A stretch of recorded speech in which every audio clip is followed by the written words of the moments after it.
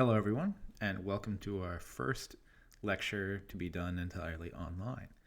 In this lecture, we talk about technology and transforming the workplace, hopefully being a relatively seamless transition into how technology is allowing us to deal with some difficult circumstances as we transition to a relatively different and unexpected way of teaching. So first, there's no reason for me to take attendance here, so this slide will be deleted going forward, but it was a nice throwback to happier times. Before we get into lecture, I have a couple of announcements to go through. The first is about debates, and the second is about midterms. So first, about debates. Note that by now, each team should have posted their opening arguments. Primarily, this was done last week. I went through and checked, but basically everyone got their presentations posted online. You should have posted them here in one of these student debate topics where you and your opposition should have posted your opening arguments. Here's an example with one of the groups, and you see both of them have posted.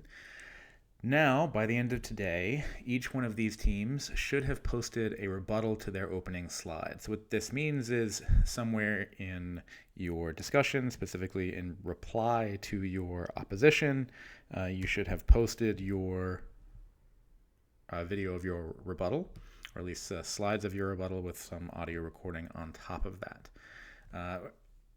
What is next in the debate process after this? So now everybody has posted their debates. They've had the opportunity to watch their opponents' debates and have formed and posted their rebuttals. Now it's up to you, the internet, specifically the judge, jury, and executioner, to exercise your option in determining who gets to win or who gets the points from these debates. So what does this mean? Your role, everyone should go through and watch each presentation and rebuttal. Feel free to watch them on increased speed for time, or I suppose if you wanted, you could watch them on slower speed if you like. Generally, though, you want to watch them in a particular order, starting with the pro side of each topic and their opening piece, then the con side and their opening piece, then the pro rebuttal, and then the con rebuttal. Now, once you have done that for each one of these debates, then you get to go through and perform or fill out the post-debate poll. So this is an assignment that's not available until tomorrow, April 2nd, but it's essentially a repeat of the same questions I asked you in the pre-debate poll. So what you do here is, should technology companies be legally obligated to embed backdoors in their products to enable lawful government access? Do you agree with this, or do you disagree with this? With a simple yes or no. Then you also have answering the following questions, basically rating on a scale of 1 to 5 the debate team's performance for debate teams 1 through 8. So this is including yours. Feel free to rate your own team. And then what I'll do from this collection of the post-debate poll is how I will evaluate which team won. So some of these topics are relatively controversial, and rather than saying, just who has the most support, what I will do is go through and evaluate who changed their support among the class the most. And if the pro side still has fewer people who support it, but now they have more people who support it than they did previously, that'll get you some extra points here. And then there's the last part of the debates about your peer evaluations. So recall during the debate contract that I asked you to put together what feels like years ago now, one of the aspects at the end was a rubric, or your own rubric, about how you will evaluate your peers. So what this means is each one of you needs to fill out or take a copy of that rubric and fill out a separate evaluation rubric for each of your teammates, and then put that into a single PDF and upload it here. This is not a group project. Each one of these is an individual thing, so no one will be able to see your evaluations of your peers, but this is a critical aspect of your grade on the online debate, and that's due a week from today. All right, so that's it for the debates. The next thing is about the midterms. So the grades are now posted. You can go to Canvas, see your grade, and see the rubric, which has where I took off points and some comments about why you missed those points. The mean or the average grade throughout the class of 33 different midterms was a 73. Now, in general, I curved things to a 75 just to because that's the goal score that I'm looking for. So we were pretty close, but I went ahead and added 2 points to everyone just to maintain the curve. So there were 3 areas where people lost points. The first is there was some ambiguity or lack of clarity in my midterm directions around the rubric, or around the midterm directions, and asking specifically for 3 social and ethical issues, 3 intended consequences, and 3 unintended consequences. Talk about those in a minute. A lot of you got points off for incorrect formatting, and then a lot of you got points off for missing or incorrectly formatted citations. All right, so regarding the issue with 3 societal and ethical concerns or 3 societal and ethical issues, I understand that when I originally wrote the midterm instructions for this particular section, section 4, I just said list some societal and ethical concerns, intended consequences and unintended consequences. So there was some ambiguity there in the instructions I get. But I had posted the rubric at the beginning of the semester. So the rubric was very clear that it's asking for 3 of each one of these. So if you missed that, next time be sure and read the rubric before you submit your assignment. Make sure you read the rubric and identify exactly what I'm looking for. I make it pretty clear. The next thing, need to show explicitly the section numbers. So a number of you got points taken off for not having the sections, for essentially writing like one long report without sections. I tried my best to sort of grade where I thought you put answers to some of these questions, but note that at the end of the instructions for the midterm, it's very clearly stated you must use the section headings and issues and consequences formatting above, otherwise you lose 25 points off your grade. This is a holdover from this is common across all of the instances of IS350, so it is important that you do this, primarily for maintaining ease of grading, because I have lots of these to grade, but if you didn't do that, you got off a lot of points. So yeah, there's the note. And the last thing about citation issues. So I asked in the instructions, please use APA or MLA format and include inline citations within your report. So many of you did not provide correctly formatted inline citations, and some of you didn't provide bibliographies at all, and then others, you have references in your bibliographies that you didn't cite. So this is problematic, because what I need, the references are so I know where you got some of your content, that when you make a claim about some particular aspect of your topic, that you've backed that up with research, and you can point to me to exactly where that research comes from, especially since I'm not an expert in all of these topics. So having this research correctly cited or easy to find where you're referencing is very important. Now, in addition, in today's world, there is not a huge reason to have issues in your citations. So for example, in the current version of Microsoft Word, which all of you have access to via the NJIT software licensing for students, Microsoft Word has a citation and bibliography management system already provided. So if you just click that button, you can add citations. It gives you a nice little box that asks you, who wrote this paper, what's the title of this paper, where'd you get it from, what year was it published, these kinds of things, and it will manage a bibliography for you. It will do citations in the correct format. You can even specify the format yourself. So there's really no reason to have incorrectly formatted citations here. In fact, I'm linking here to a YouTube video on using Word Citation Manager that has a number of good examples that you can go check out. Now, why am I doing that? Because I'm giving you the opportunity to go through and correct any mistakes that I highlighted in the rubric that I gave you. So I have a new assignment listed for midterm revisions. It's due a week from today. That's April 8th. You can correct any mistakes that I highlighted in your rubric. Upload a fixed version of your midterm. So take the existing document that you have, fix it in whatever way I suggest in your rubric, or address whatever issues I address in your rubric. You re-upload that by a week from today, and I'll regrade. And then what I'll do is I'll take half the points that you could get on this regraded version, and add those back to your midterm grade. So you have an opportunity to boost your grade pretty significantly.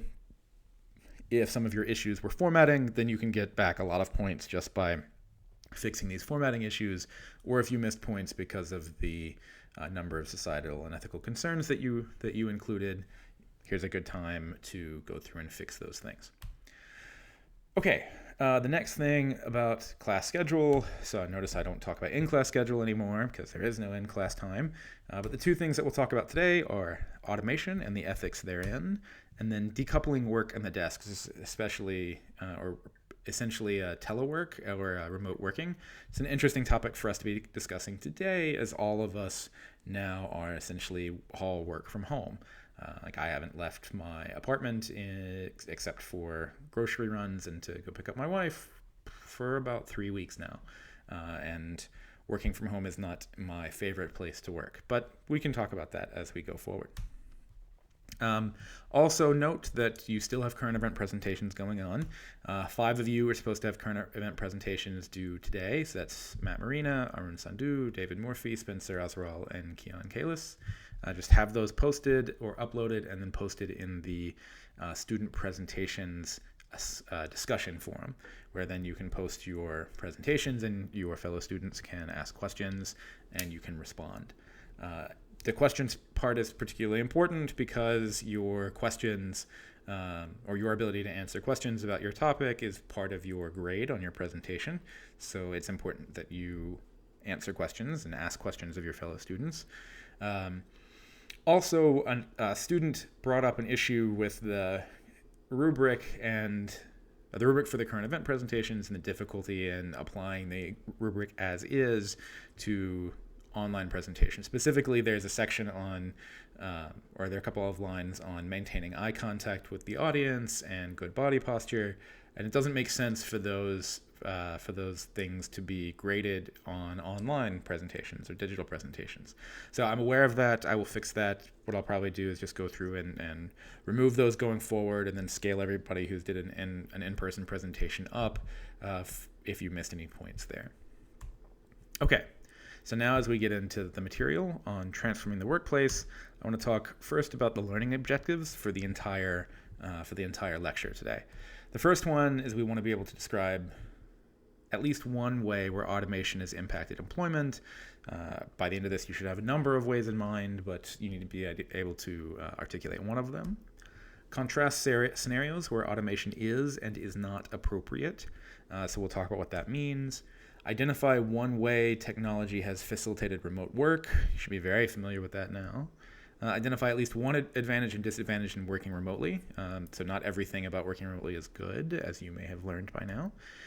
Defining the gig economy, which is particularly interesting and important today, or in today's world, given how important Uber Eats drivers or DoorDash drivers and all these people are in helping us deal with the coronavirus pandemic and get food and all of these kinds of things. And then once we've defined this, be able to list at least one advantage and disadvantage of the gig economy.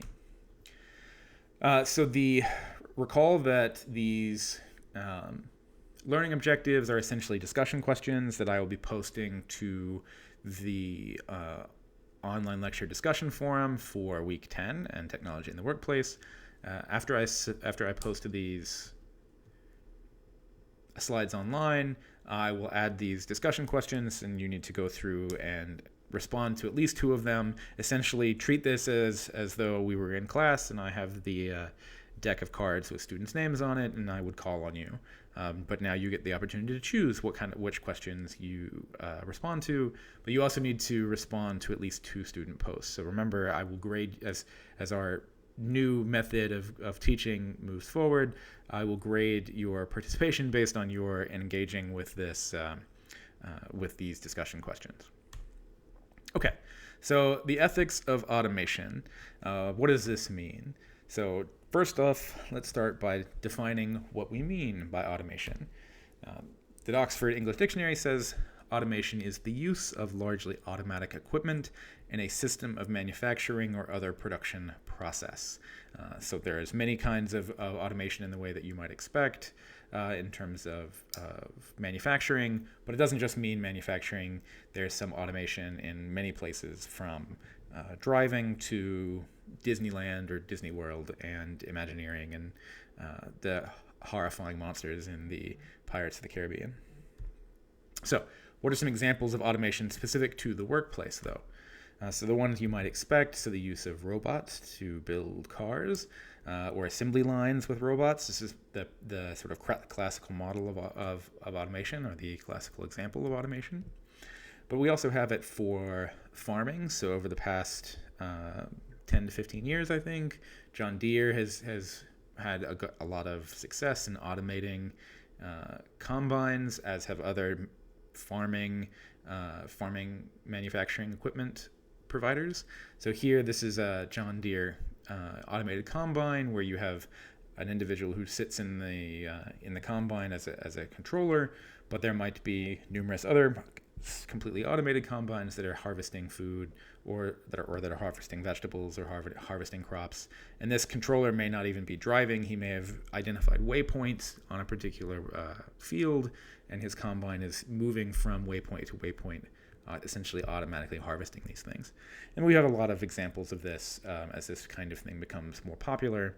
If you ever saw the movie Interstellar, the beginning of that, all of those combines that are shown are all automated things. But also, it can be much more digital. It doesn't necessarily have to be like manufacturing or manual labor intensive. Automation has also taken the place of manual telephone switching. So here, this picture, the Invisible Network, was part of a NASA podcast about how individuals used to be responsible for switching you from phone call to phone, or from phone destination to phone destination. Before we had automated switchboards, you would pick up your phone, an operator would then talk to you, and you would tell the operator who you wanted to be connected to, and the operator would manually insert cords that would connect your phone to your destination. And now with automation, we have much faster, much more efficient automatic switchboards. So what are some other examples? Those were relatively classical ones, but we have other ones that are more modern, or that you may be surprised to see. So some of them are not unexpected. So we all know, or probably most of us are familiar with these automated agents that sit at the bottom of websites, or like on Xfinity's website, who are more than willing to try and help you. But oftentimes these chatbots are driven by some automated system that can respond to some canned set of questions or canned set of needs. One of your fellow students even talks about automation in restaurants. So like here with McDonald's providing these self-order kiosks, similar to grocery stores self-checkout. Automated driving or autonomous driving. So this is an example of one of the cars that participated in DARPA's self-driving cars experiment. Now we're getting much more familiar with this with Tesla. This car is actually from the University of Stanford, but Tesla's got a self-driving car. A number of other companies are working on self-driving cars. This is an example of automation. This is one from Uber. There are some issues with this. So the Tesla driver falling asleep behind the wheel, the car is automated, so this person can get to where he wants to go, but there are issues with this, as one of your other students has already discussed. But there's some potentially more surprising places. So TurboTax is a good example of automation of a particular service. So tax law in the United States is this arcane and complicated thing, and because it's built around this large set of rules and legislation, it's actually a pretty good candidate for automation.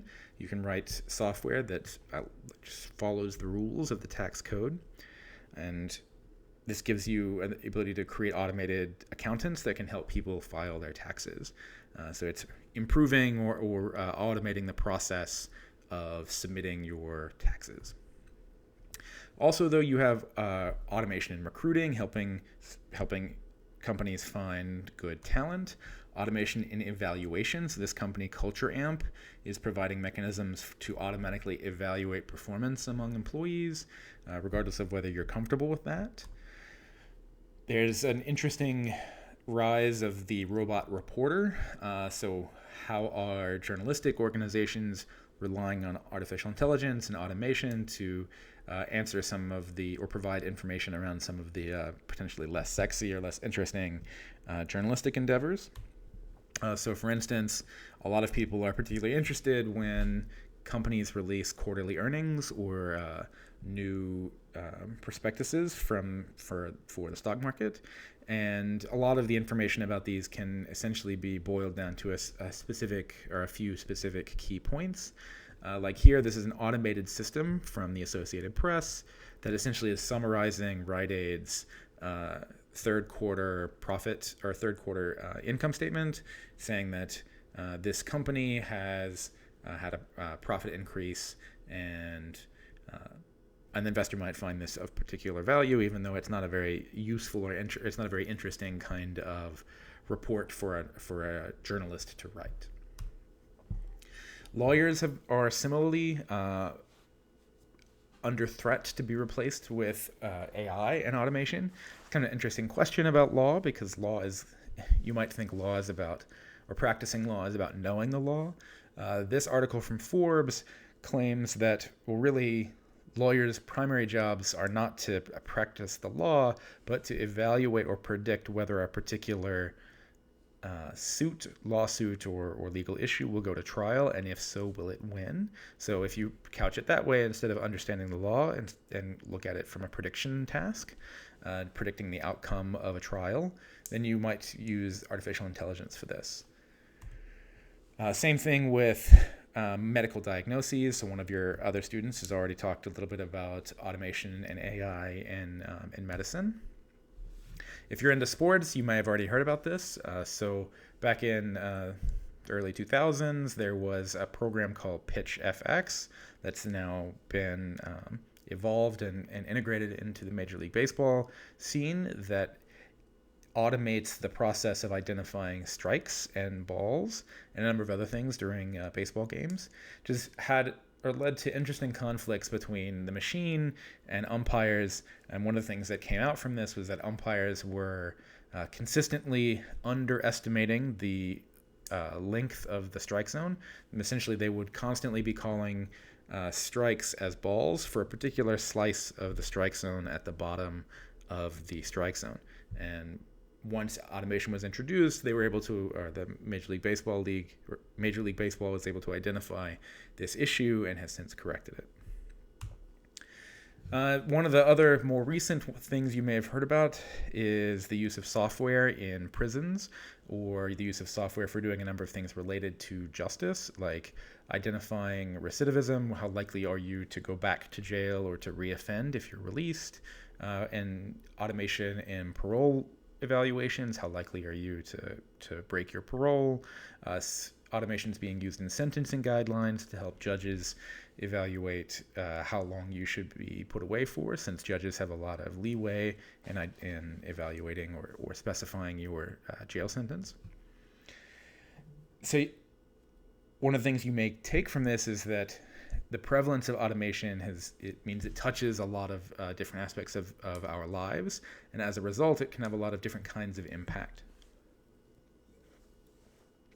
Not just in the workplace, but socially as well.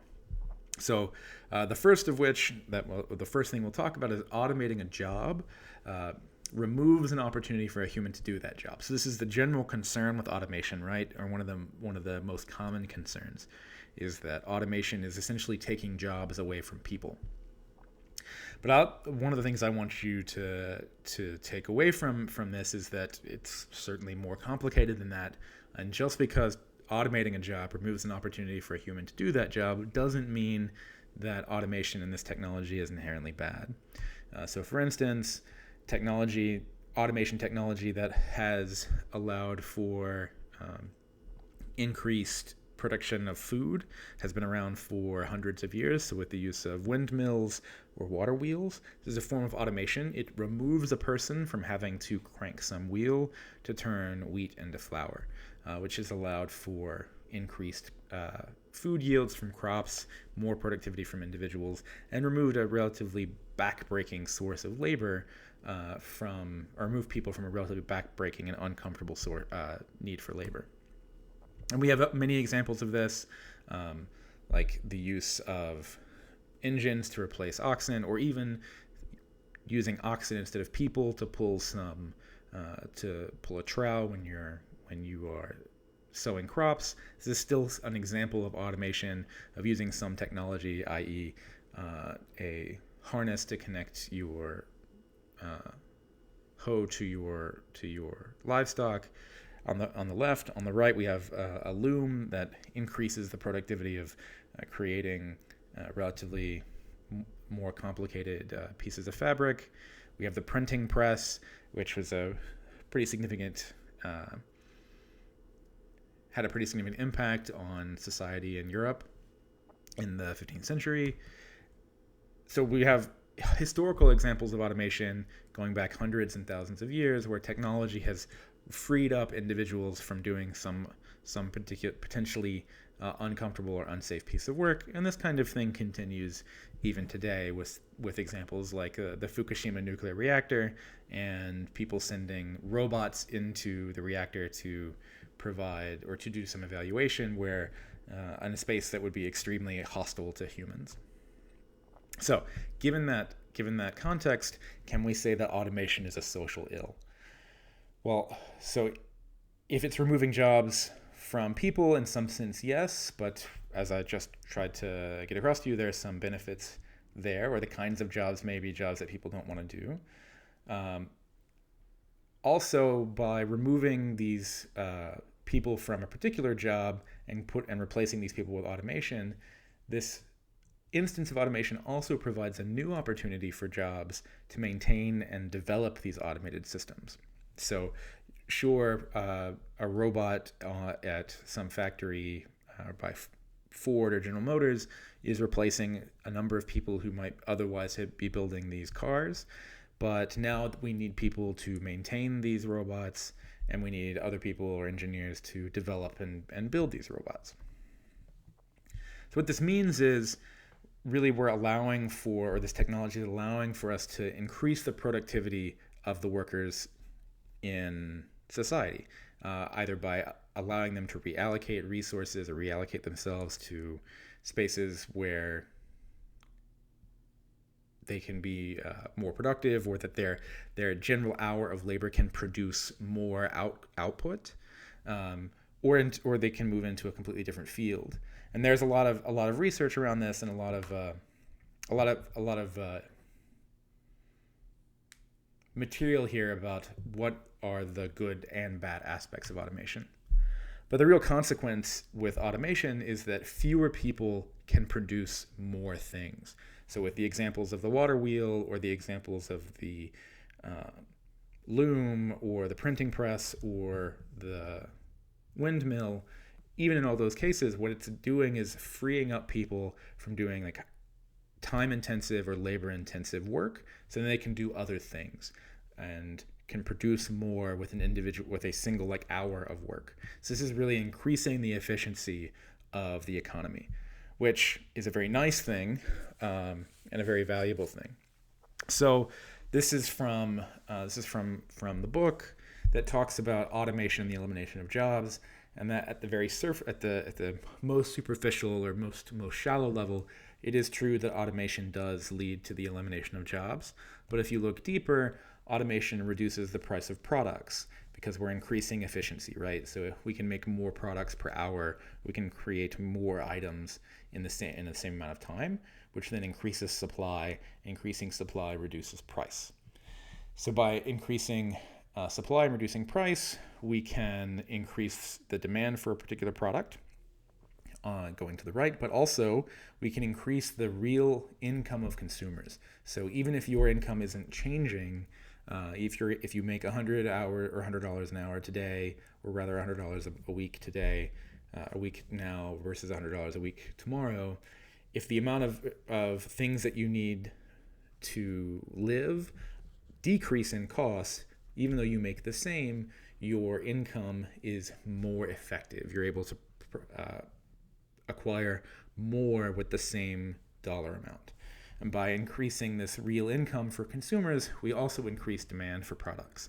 And if we have two ways of increasing demand, this means that the number of products that we need to make also increases to meet this demand. And one option is to increase prices, but that's not going to be a hugely useful thing. Instead, we can increase product, which means more automation, or like more constructing more robots, or more technology to provide this automation. So there's a book from the Samuel Dubois Cook Center on Social Equity at Duke University that talks about Don't Fear the Robots and why automation shouldn't be the end of work, or we shouldn't view it as the end of work. So it looks at it from a historical perspective with this quote, that in the past, the long-term effects of technological advancement on employment have been positive. Technology has allowed workers to do their jobs better and faster, which in turn increase outputs and raise living standards. Now, critically, that's the raising living standards is the valuable thing there. But this has a downside, or things have changed in some sense.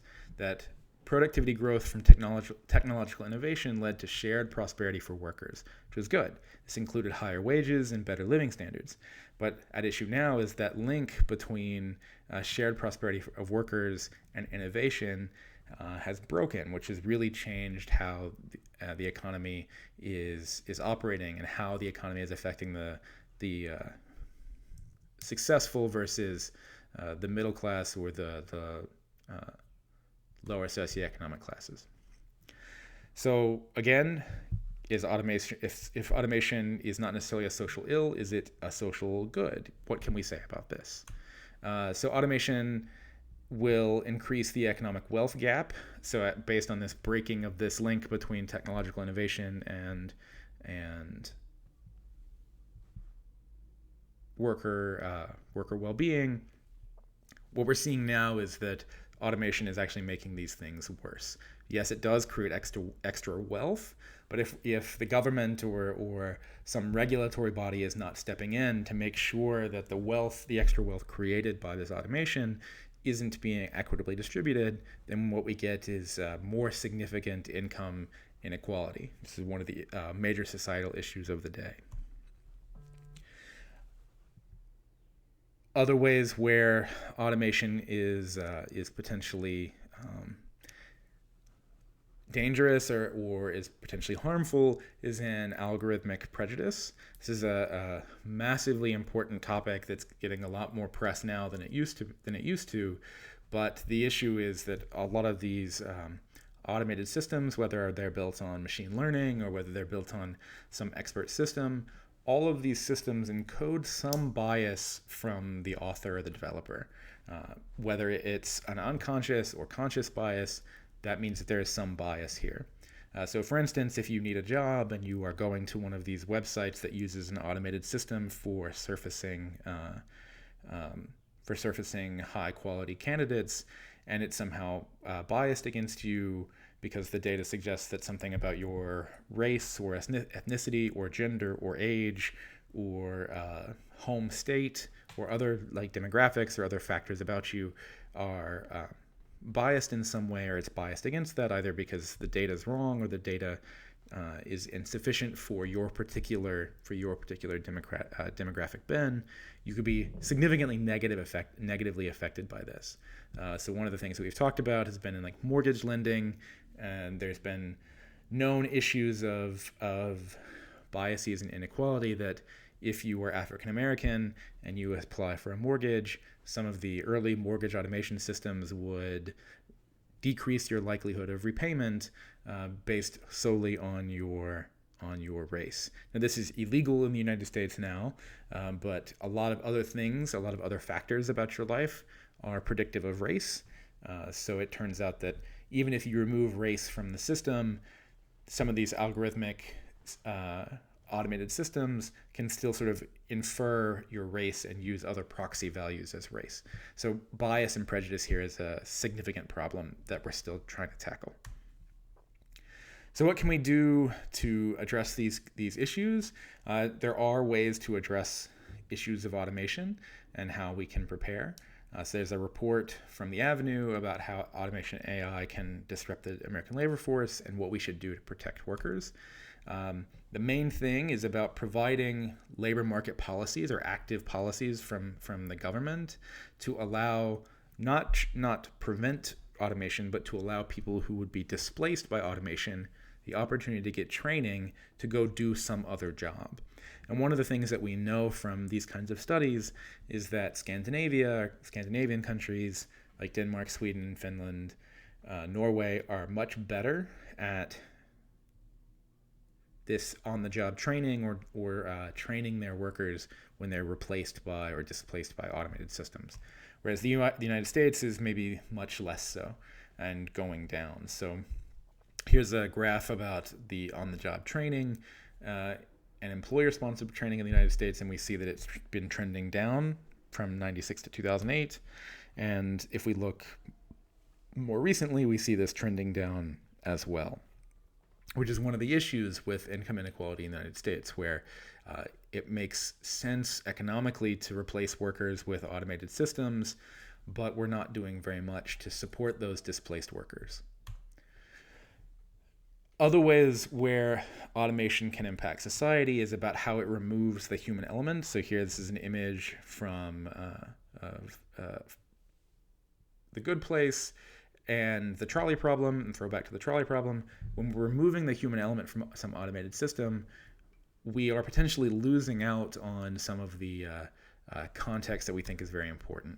So, for instance, with the trolley system, with the trolley problem, what rules would you integrate into your automated system to address this problem? How do you account for the biases in the data? So, in some sense, like if you just look at the numbers of lives saved, then maybe that's one way to address this problem. But if you're trying to do some actuarial thing where you're trying to value a human life, which maybe you might have to do if you're trying to build some probabilistic system that will increase the most social or provide the most social good, how are you going to evaluate people's lives? Or how are you going to value people's lives? Age might come into play for that, but also education or criminal history. And then you might have all kinds of biases in the system about, well, if you are integrating something about criminal history into an automated system, but we know that criminal history is correlated with race in the United States, then there's some bias there. How do we address that problem? Personally, I look at automated systems as a critical and social and valuable social enterprise, but they're inappropriate in situations where context and bias really matter. So essentially, when we need to know other things about the situation or other bits of context to make good choices, so with things like sentencing for jail or mortgage applications or things that have a critical safety element or a critical human life element, but could have potentially strong biases, it's probably less appropriate to put automated systems there. But we have to balance that with automation is especially essential in helping humans scale to large systems. So one particular area of research for me is online harassment and misinformation, right? So you can imagine that there's really awful things that people post on the internet, all kinds of very graphic and disturbing imagery or stories or all kinds of things. And humans are often tasked with trying to do content moderation or community moderation given these really awful pieces of content. If we provided these human moderators with no automation support at all, then we increase the amount of exposure they have to really awful content. And that we pay a cost for that in terms of well-being of our workforce or well-being of our content moderators.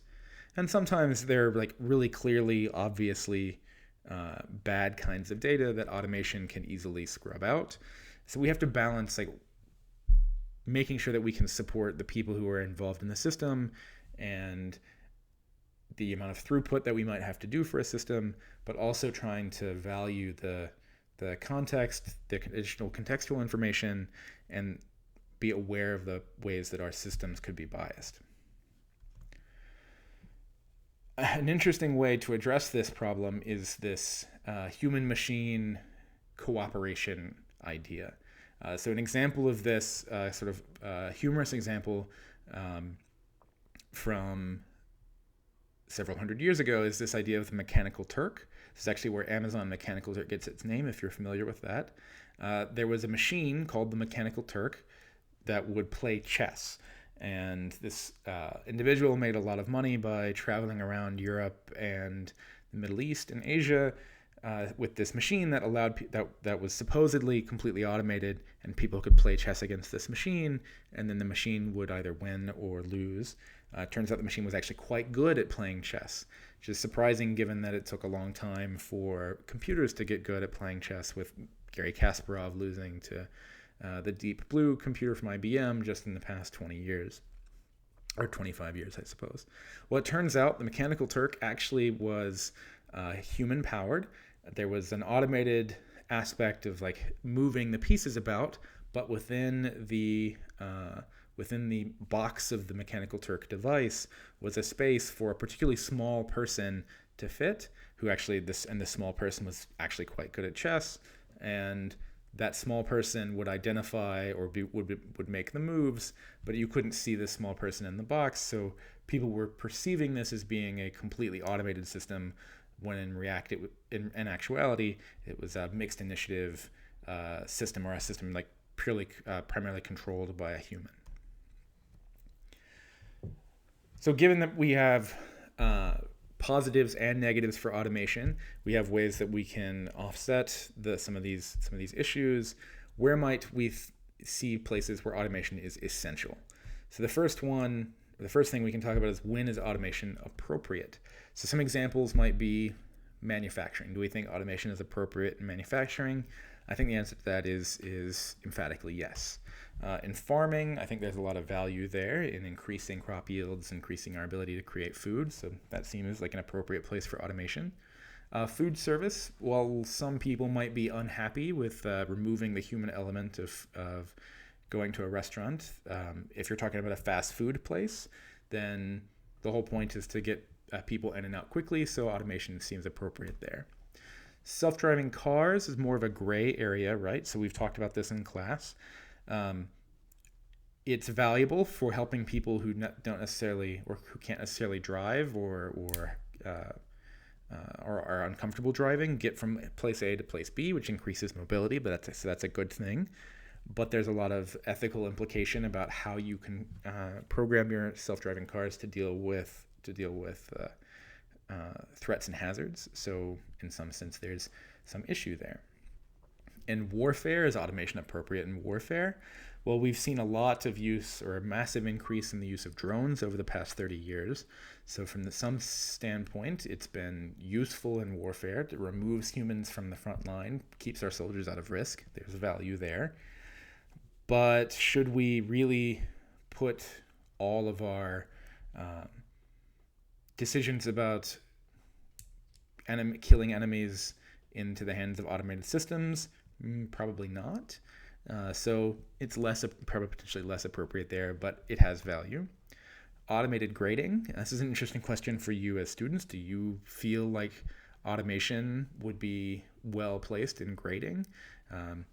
Would you have more of an opportunity or less of an opportunity to contest grades if you were being graded by an automated system? Chatbots for customer support. This is a very popular thing to do, so I'd say it's probably appropriate, especially, it's frustrating to people. That's true. But if these chatbots can easily address issues, then there's some value there, or increase the throughput or the number of people who are being helped. Maybe there is value there. Chatbots for crisis and suicide hotlines, almost certainly not. This is not an appropriate place for automation. You would want some human touch there. Content moderation, so I've already mentioned this. There's good and bad things here, so you need to balance it. Fake news detection, so this is particularly germane now when we're talking about, or society is wrestling with fake news and misinformation around the coronavirus. There's definitely some value in detecting misinformation for public health issues, and societally we seem okay with that. But if we look at issues around politics, I think societally we're less okay with automation in identifying what political information is good or bad. So there's things that we have to balance here.